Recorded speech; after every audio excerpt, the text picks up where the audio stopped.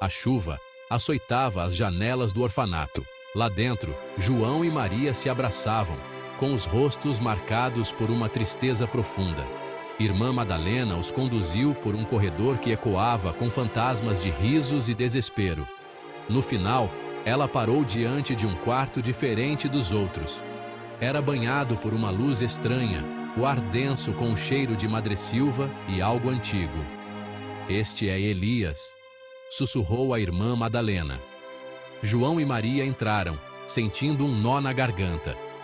O quarto era pouco mobiliado, mas tinha uma atmosfera estranhamente viva. Ele estava sentado em uma cadeira de balanço perto da janela, uma figura pequena engolida pelo assento grande demais. Seus olhos, grandes e luminosos, pareciam absorver a luz fraca. Ele não podia ter mais que 6 anos, seus traços delicados, quase angelicais. Mas olhando para Elias, eles não conseguiam se livrar da sensação de que haviam se deparado com algo muito mais estranho do que jamais poderiam imaginar.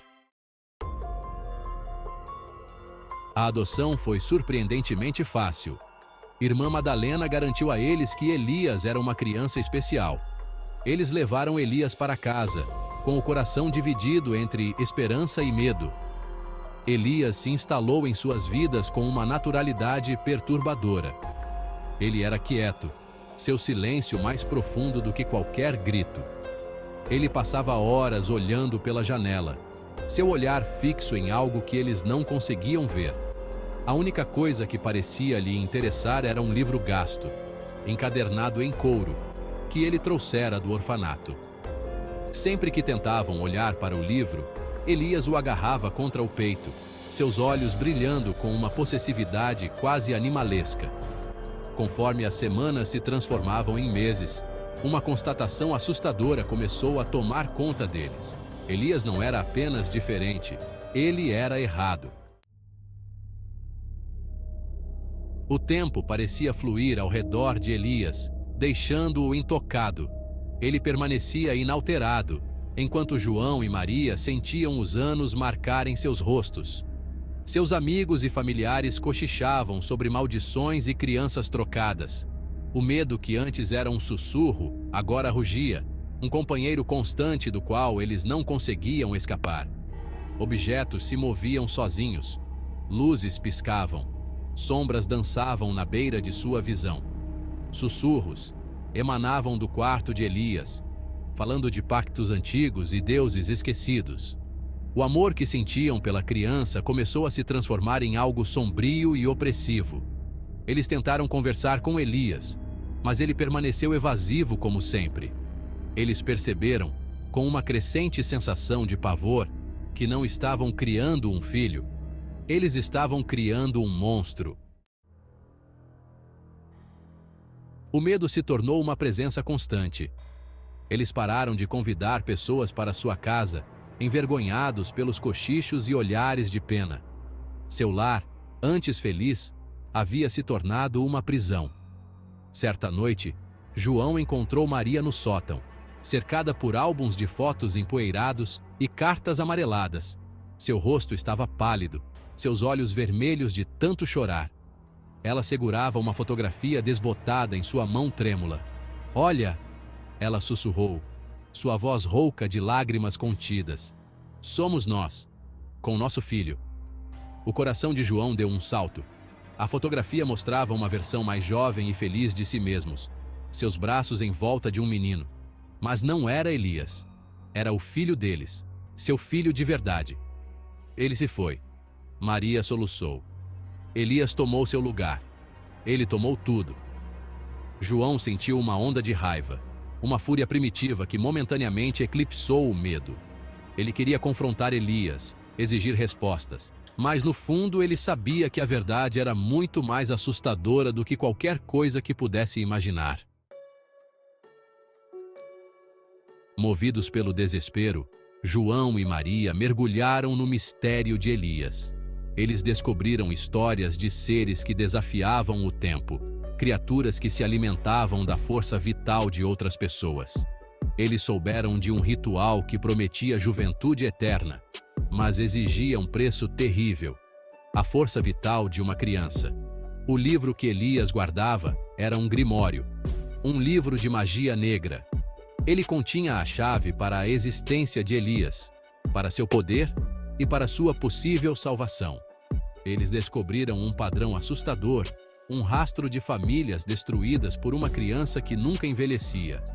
As famílias que tentaram resistir desapareceram sem deixar vestígios. Eles não foram os primeiros a serem presos por Elias, e não seriam os últimos. Os anos se transformaram em décadas. João e Maria envelheceram, seus corpos frágeis, seus cabelos brancos como a neve. Elias, no entanto, permaneceu inalterado. Eles viram seus amigos e vizinhos envelhecerem e morrerem, enquanto eles estavam congelados no tempo. Eles se tornaram reclusos, suas vidas reduzidas a uma existência silenciosa dentro das paredes de sua casa. O medo havia dado lugar a uma resignação cansada. Eles eram prisioneiros em sua própria casa, ligados a Elias por uma força invisível que não conseguiam quebrar.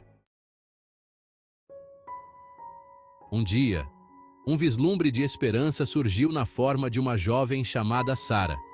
Ela era uma parente distante, inconsciente da escuridão que se escondia sob a superfície de suas vidas. No início, João e Maria tentaram protegê-la de Elias, mas Sara, com a curiosidade infalível da juventude, foi atraída pela criança enigmática.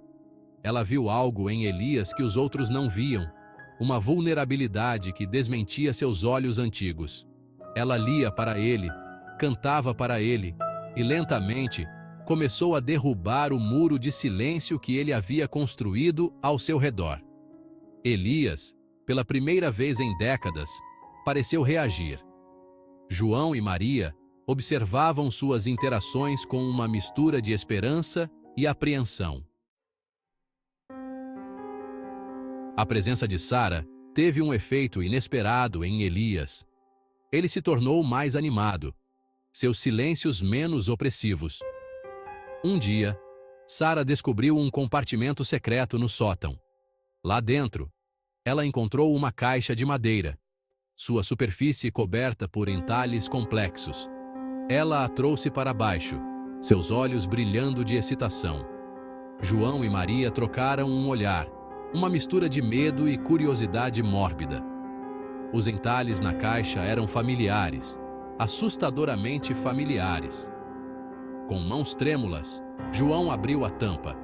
Dentro, aninhada em um forro de veludo desbotado, havia uma coleção de objetos, um soldadinho de brinquedo, um diário encadernado em couro gasto, uma mecha de cabelo dourado amarrada com uma fita azul desbotada. O grito tinha vindo de Sara. Eles a encontraram encolhida em um canto, com os olhos arregalados de terror. Elias havia sumido. Ele havia desaparecido, junto com a caixa de madeira e seu conteúdo perturbador. João e Maria ficaram para juntar os pedaços, seus corações uma mistura de alívio e um estranho vazio doloroso. Sara nunca mais foi a mesma. O trauma daquela noite deixou uma marca indelével em sua psique. Eles estavam livres de Elias, mas a experiência os havia mudado para sempre. Anos depois, muito tempo após a morte de João e Maria, Sara recebeu um pacote pelo correio. Era uma caixa de madeira simples, sua superfície sem adornos. Ela a reconheceu instantaneamente. Com mãos trêmulas, ela abriu a caixa. Dentro, aninhada em um leito de veludo desbotado, havia uma única rosa branca murcha. Enquanto Sara olhava para a rosa, um frio medo tomou conta de seu coração.